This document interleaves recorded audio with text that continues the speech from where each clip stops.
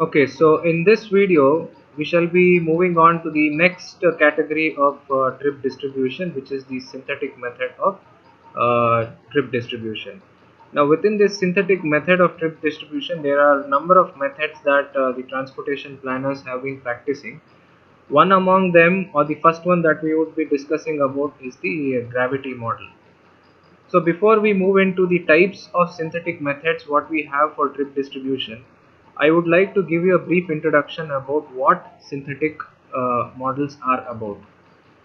So to know about the synthetic models, you should understand that this synthetic model or the categories of synthetic models that we are going to discuss here ahead attempts to discern the cause of movements between the places. So it tries to understand mathematically the basic causes of the movements that are going to happen between the zones, and then accordingly the distribution will be carried out. It also establishes the relationship between the various parameters that we have been worried about during the trip distribution in the previous methods. So basically it establishes relationship between the trips, attractions, generations, and then the possible travel resistances that are causing the trips not to take place or trips to take place between the zones.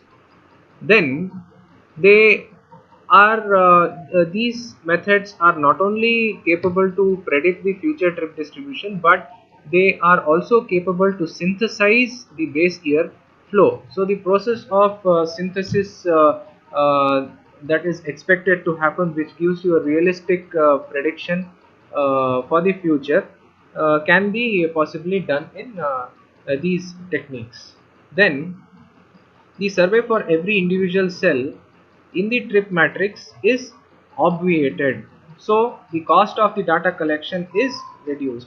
So what this means is whenever you are collecting the data for trip generation, and once it is being segregated and the OD matrix is being prepared, there might not be necessary for you to do the whole survey by yourself every time. So there can be certain obviations that you can do based on the data that are being already collected by different firms, organizations, and departments. So the same data can be utilized by you as a transport planner to do the trip distribution process. So this is about some of the basics of synthetic methods or synthetic models that we are going to study in this particular video. The basic thing that you need to remember is that you will be capable to develop the relationship between all these parameters, like the trips, attractions, and then the generations and travel resistance, and to synthesize the base year flows. Now, after you have known about the basics of synthetic method, it would be better if we start moving towards the first technique of trip distribution that comes under synthetic methods. So this is the gravity model, the first model that we are going to discuss under synthetic technique. And to talk about this gravity model, the word itself tells that there is something related to gravity here. So this actually was developed with the concept keeping in mind about the Newton's law of gravity. It was actually proposed by the person named Voorhees, and there were certain assumptions that were made by him.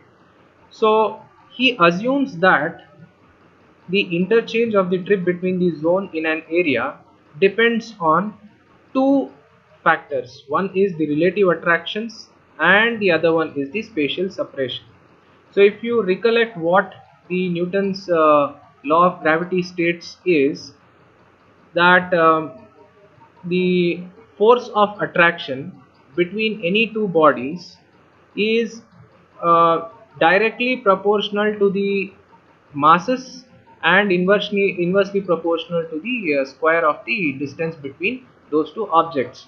So the basics of this, I think you can recollect from your studies, what you have done in your school days and college days. So you can go through those concepts. So basically, this person Voorhees, he tried to accommodate the concept given by Newton in the Newton's law of gravity that in case if you consider two such objects, now objects here are the two zones. So the force of attraction of trips to take place between these two zones are said to be directly proportional to the relative attraction and is inversely proportional to the spatial separation between the two zones. So the trip interchange is directly proportional to the relative attraction and inversely proportional to the spatial separation between the two zones. So these are the two parameters that are going to influence the possible trips happening between the zones. So keeping this in mind, mathematically, Voorhees, he tried to develop a mathematical equation for gravity model like this. So Tij, this capital Tij remains the same throughout our study. So capital Tij is the future number of trips between zone I and zone J. This is the origin zone I and destination zone J. So capital Tij is said to be equal to Pi, capital Pi multiplied by capital Aj divided by d raised to n happening between I and j. Okay, now I think capital Pi is already known to you. Aj, this is the origin and this is the destination and this is the relative separation between the two zones. Now this relative separation can be either in terms of distance, it can be in terms of time and also in terms of cost. Depends upon what is the requirement and consideration and assumption of the transportation planner. Okay, so the relative force, which is capital Tij, which in our case is the future number of trips, is directly proportional to these two factors and is inversely proportional to the distance between the zones. Now you have a constant here k, which is the proportionality constant. So k here is the constant which is independent of I and j, and then distance or this factor dij is the distance between the zone I and j, or it can be, as I said, time or cost or any other measurable quantity which influences the trips to happen between the zones. So that is dij. Then you know already what is k, and then there is this factor n. Okay, so n is an exponential constant usually which lies between 1 and 3. So the value of n ranges only between 1 and 3. There is in the future modification of this equation, you will come across small k as well, which represents the total number of zones. Okay, so keeping this in mind, you are supposed to remember this general equation of gravity model in trip distribution. So capital Tij is equal to k multiplied by capital Pi capital Aj divided by d raised to n I to j. Okay. Alternatively, the same equation was later modified into different forms. One such form is this, wherein capital Tij is equal to Pi multiplied by these ratios.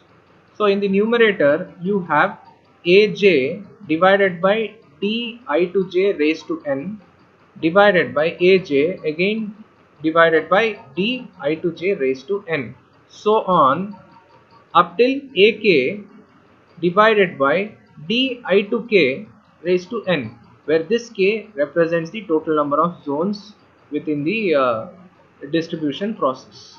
Okay, this is the second equation that you are expected to remember. Again, the same equation can be reframed. All these are models which are been reframed by the transportation planners according to their requirement and assumptions. Okay, so the third way of writing this equation was capital Tij of m. I'll tell you what this m is. So capital Tij for m is equal to capital Pi multiplied by capital AJ for M, again multiplied by Fi to j Ci to j divided by summation of product of AKM Fi to k and Ki to k. This is with respect to something P. Now this P represents purpose.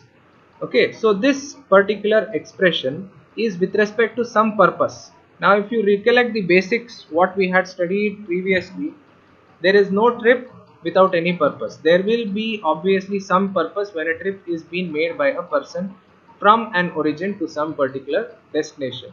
So you as a transport planner would be concentrating on some purpose and trying to find out the solution for that particular purpose related trips happening. So here within this equation, this Fij is empirically derived travel time factor. So this is basically the travel time factor. Okay, I suppose you already know what capital Pi is. I would not want to repeat it once again. And then what capital Aj is.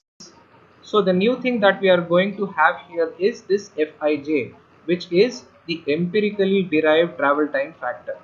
On the other hand, as I told you, this small k is the total number of zones. These are the total number of zones. Okay. Then this m in this equation is the iteration number.